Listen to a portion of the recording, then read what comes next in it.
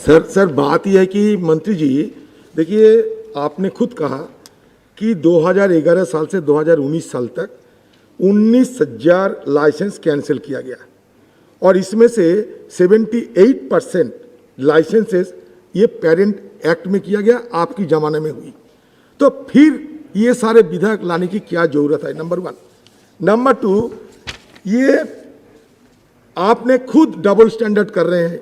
एक तरफ कह रहे हैं कि गवर्नमेंट आप इनवाइट करता है फॉरेन कंट्रीज को, आप यहाँ आके इन्वेस्ट करो, लेकिन विदेश से जब पैसा कोई चैरिटेबल पर्पस में, कोई एजुकेशनल पर्पस में आने का बंदोबस्त था, वो आप बंद करने का कोशिश कर रहे हैं।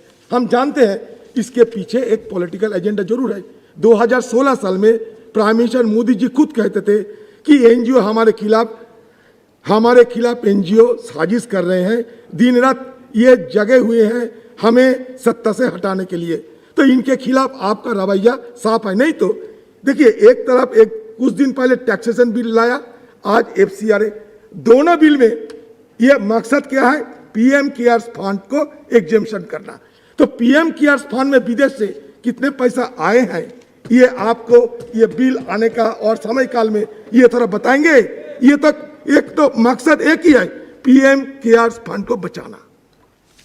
श्री मंत्री जी। माननीय सदस्यों ने कई सवाल किए हैं और कई महत्वपूर्ण भी हैं। कुछ के उत्तर तो जो पहले मैंने रिप्लाई में दिया है उसमें दे दिया हूँ, लेकिन अगर पुनः चाहते हैं तो नहीं, पुनः नहीं चाहते आप, नहीं चाहते हैं। अब जैसे हो रहा है कि धर्म के खिलाफ है, हम NGO के खिलाफ है, तो क्या है पुनः है? तो यह स्पष्ट एक लाइन में हम कहना चाहते हैं कि न हम किसी धर्म के खिलाफ हैं और न हम NGO के खिलाफ हैं। यह स्पष्ट है। हम कैसे खिलाफ नहीं है हम बता चुके हैं, शायद यह बताने की जरूरत नहीं है। कुछ लोगों ने कहा कि राजनीतिक विरोधियों को डराने धमकाने के लिए है। यह किसी भी प्रकार से नहीं है। पहले भी 2010 के उस बिल में पढ़िए, पूरा बिल में उसमें सभी नेताओं का भाषण मेरे पास मौजूद है। मैं उतना स्पष्ट नहीं करना चाहता हूं, लेकिन यह किसी के दबाने के लिए नहीं है, लेकिन यह भारत के जनता को दबाने के लिए, लोकतंत्र को दबाने के लिए भी इस पैसे का दुरुपयोग नहीं हो, इसके लिए जरूर है। अध्यक्ष महोदय, एक चीज मैं कहना चाहूँगा। माननीय अजय माकन जी 2010 में गृह राज्य मंत्री थे। 27 अगस्त 2010 को उनका एक लंबा चौड़ा भाषण हुआ है। उस भाषण का 4 लाइन में पढ़ रहा हूँ, 2 लाइन। उन्होंने बिल पर कहा था कि मुख्यतः 2 मकसद हैं। एक तो हम लोग नेशनल इंटरेस्ट, एक तो हम लोग का नेशनल इंटरेस्ट है, दूसरा इंटरनल सिक्योरिटी है।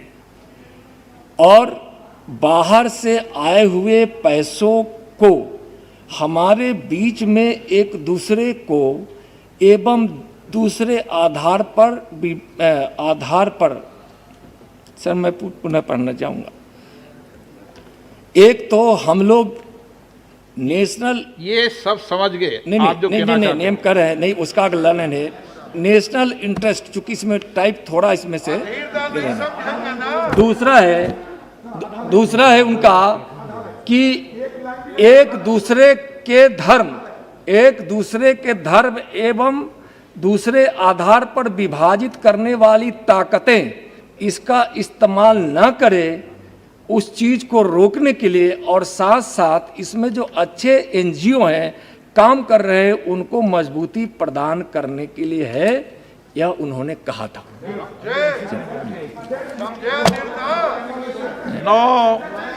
मैं अध्यक्ष महोदय थोड़ा समय में मैं समाप्ति करने वाला हूं। एक बात आई थी कि 180 दिन से बढ़ाकर हम और ज़्यादा दिन क्यों? यह कोई जरूरी नहीं कि 180 दिन से हम 360-65 दिन करने वाले हैं, लेकिन कुछ केसों में ऐसी स्थिति आ जाती है कि उसकी जांच की प्रक्रिया थोड़ी जटिल हो जाती है। कई प्रकार से कई मुद्दे आते हैं, कई प्रकार से जांच करने होते हैं। उस स्थिति में उसमें 180 दिन से बढ़ाकर हम और 180 दिन माने प्लस 180 दिन करना चाहते हैं, जो जरूरी है। इसके कारण कई प्रकार के जो व्यवधान होते थे वह न हो। FCA फॉरेन कंट्रीब्यूशन एक दान है, न कि एक समाज कल्याण व उदार कार्यों के लिए होता है, न कि यह किसी माने यह व्यक्तिगत निधि है, व्यक्तिगत निधि है यह। इसलिए इसका भी हम लोगों को ख्याल रखना चाहिए। अध्यक्ष महोदय, एक धारा जिसकी बात आई है कि नई धारा 14 क को जोड़ते हुए पंजीकरण परिमाण के स्वैच्छिक अभ्यर्पण की अनुमति देना प्रस्तावित है, जिसकी चर्चा पांडे साहब कर रहे थे, हमारे माननीय सांसद बसपा। अनुमति देना प्रस्तावित है ताकि उसका वैकल्पिक और नॉन एस्टिमेटिक फ्लो तो उसके उदारीकरण में यह है कि कोई एनजीओ पैसा ले लिया लेकिन बाद में वह काम नहीं करना चाहता है और वह चाहता है कि हम सरेंडर कर जाएं। अब क्या है कि उसको इतना व्यवधान था कि न बेचारा सरेंडर कर सकता था, पैर में जंजीर बंध जाता था, उलझन में रहता था, थक जाता था, हार जाता था। उसमें उदारीकरण की नीति को अपनाते हुए उसमें संशोधन का बात किया गया ताकि वह सरेंडर कर सके। और माननीय भर्तृहरि साहब अभी कह रहे थे, बहुत अच्छी बात कर रहे थे कि जो स्टेट के अधिकारी इसको देने की, तो अगर वह एनजीओ कोई एसेट तैयार कर लिया है तो वह एसेट के रख रखाव के लिए, निगरानी के लिए उस सब का वहाँ के मुख्य सचिव को यह अधिकार देने का यह प्रस्ताव भी इसमें है। इसलिए राज्य के अधिकारियों के अधिकार क्षेत्र में उसको जाना है। एक यह है, खत्म हो रहा है अध्यक्ष महोदय, एसबीआई लास्ट ही है, इसमें एसबीआई में खाता खोलने की बात है। हम कह रहे हैं एक जगह खोलने की बात कर रहे हैं तो एक बैंक स्वाभाविक है आएगा। एसबीआई एक बैंक ने इस प्रस्ताव को स्वीकार कर, सुन लीजिए पहले पूरा सुन लीजिए निरंजन जी, और जो आप कहना चाहते हैं मैं पहले ही कह देता हूं, तब अपनी बात को बात में रखता हूं। इसमें कहीं नहीं है कि उनकी खाता एक होगी और दिल्ली में ही होगी, दिल्ली में भी होगी, उनके गांव में भी होगी। एक यह भी खाता होगी, दूसरी तीसरी खाता भी होगी, और जो दूसरी तीसरी खाता होगी नहीं है आप मैं कह रहा हूं, या मैं कह रहा हूं तो बड़े ही जिम्मेवारी के साथ कह रहा हूं। आप भी जिम्मेवारी के साथ बोलिए, मैं जिम्मेवारी के साथ बोल रहा हूं कि एक नहीं कई खाते खोल सकते हैं। यहाँ एक खाते खोलने का कारण क्या है कि एसबीआई आपको दिक्कत होगी, क्योंकि वो दिक्कत होगी अभी हम जानते हैं। आपका एक है ना कहावत, नहीं समाप्त कर रहे हैं अध्यक्ष महोदय, नहीं आप सुनो मंत्री जी, 2 घंटे की तैयारी है मंत्री जी की, बस हम 2 मिनट में समाप्त कर रहे हैं। अध्यक्ष महोदय आप सवाल पूछते हो तो बोल लीजिए, जरा स्थिर से बोले कि हम सुने भी। नहीं आप अगर सवाल पूछना चाहते नहीं हो सर, 2017 साल में आपको जानकारी के लिए कह रहा हूं, 2017 साल में United States commission on international freedom एक रिपोर्ट डाला था। इसमें कहा गया Hindutva support organisation have never come under the scrutiny of FCRA. ये मेरा रिपोर्ट नहीं, ये यूनाइटेड स्टेट्स की रिपोर्ट है।